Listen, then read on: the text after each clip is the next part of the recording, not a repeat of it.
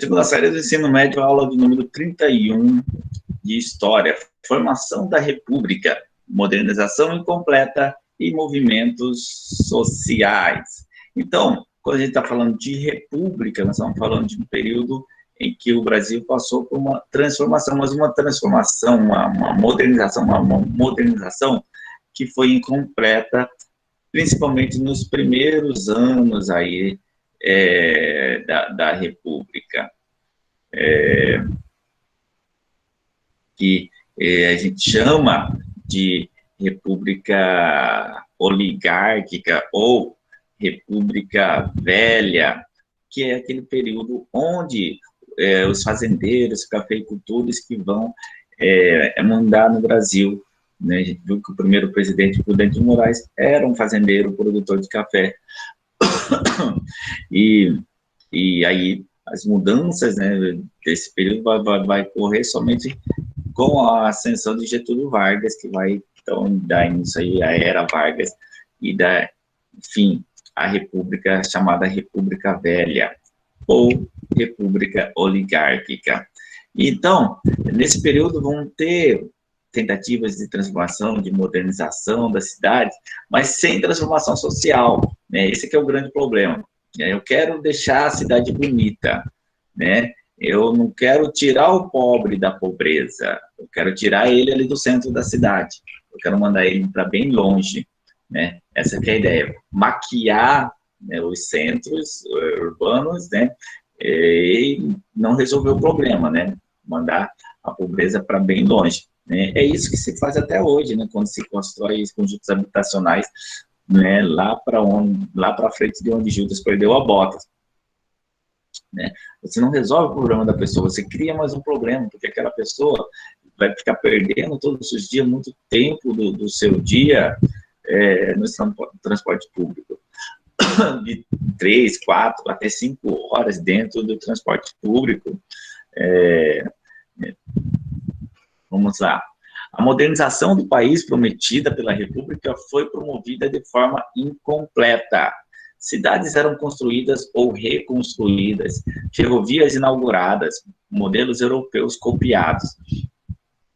Então, aquela ideia, né, de se tentar criar uma Europa aqui no Brasil, né, usar os modelos arquitetônicos europeus, inclusive as pessoas desse período e antes, viam, né, essa vontade de ser europeu, inclusive vestiam roupas de europeu no clima tropical, vestiam sobretudo aqui no clima tropical, né, uma coisa praticamente que hoje a gente olhando se perde um pouquinho irracional isso, né, porém, né, se fazia muito isso, e hoje, né, muita gente continua fazendo, né, muita gente continua acreditando que tudo que é bom vem de fora, que tudo que é daqui não presta.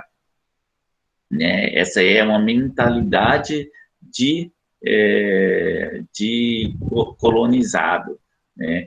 Que acredita que o que é bom vem de fora, que nada que é de dentro presta. Aí passa até pelo ridículo, né, de vestir roupas invernais no verão. Então, na parte aí arquitetônica também, né, a administração pública, né, tentou modernizar as cidades, né, imitando as cidades europeias. Todavia, a maior parte da população permanecia sem acesso a inovações, excluída pelo próprio processo modernizador. Né? Isso aí que eu citei agora, né? Igual quando teve a notícia da Copa do Mundo, né? Muitos se alegraram, falaram, nossa, vai acontecer. Mas será que tudo o que será investido vai dar acesso às pessoas? Né? Por exemplo, aqui, o VLT, se ficasse pronto, que não ficou, se ficasse pronto, será que seria para toda a população? Seria para todos? Né? Com certeza não, porque já tinham se calculado que a tarifa seria bem mais cara, então aquelas pessoas mais pobres não iriam usar esse meio de transporte. Então, a revolta da Chibata, a guerra do contestado, são exemplos dos atritos sociais promovidos por essa modernização incompleta. A revolta da Chibata foi uma revolta de oficiais marinheiros, né, que contestaram aí a chibata, né, que eram castigos físicos que eram feitos ainda no exército, e geralmente quem sofria esses castigos eram marinheiros negros, né, então eles se colocaram contra isso. E contestado, né, foi um exemplo, né, de uma questão social com essa coisa modernizadora, né, porque contestado era um povoado que estava no caminho de uma ferrovia, e aí eles queriam desalojar aquelas pessoas de lá, então eles se insurgiram contra o governo naquela região. A compra junto à Inglaterra de 2 grandes poderosos navios de guerra, os encoraçados Minas Gerais e São Paulo, representou a modernização da marinha. Porém, a bordo dos navios mantinha-se um antigo regime disciplinar que incluía castigos com chibata e rígida separação entre oficiais e marinheiros. Então, os oficiais castigavam os marinheiros. Em 1910, sob a liderança de João Cândido, revoltaram-se marinheiros exigindo o fim dos maus tratos e dos castigos com a chibata.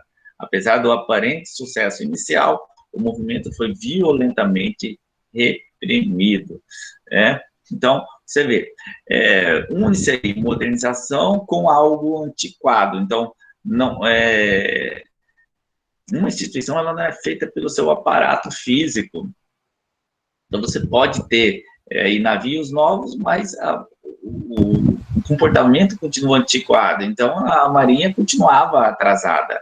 Não é o navio que vai fazer com que a marinha melhorasse, mas sim os próprios marinheiros, né? As formas é igual você usar o hospital, né? Um hospital sem médico, sem alguém que saiba operar os instrumentos, né? Não vai servir para nada, não vai servir para absolutamente nada, para coisa alguma. Então, apesar de todo o aparato tecnológico, né?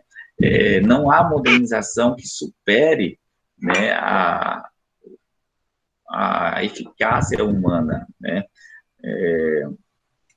Um exemplo que a gente tem aí, empresas, né, de porte imenso como empresas aéreas, não para de falir as empresas aéreas no Brasil, né, e tendo uns equipamentos maravilhosos, né? A gente tem falência da VASP, falência da Varig, depois vieram outras empresas aí, a Gol não está muito bem, né, a Avianca já faliu, e agora a TAM, né, que faz parte do grupo do conglomerado Latam, né, também entrando aí com recuperação judicial.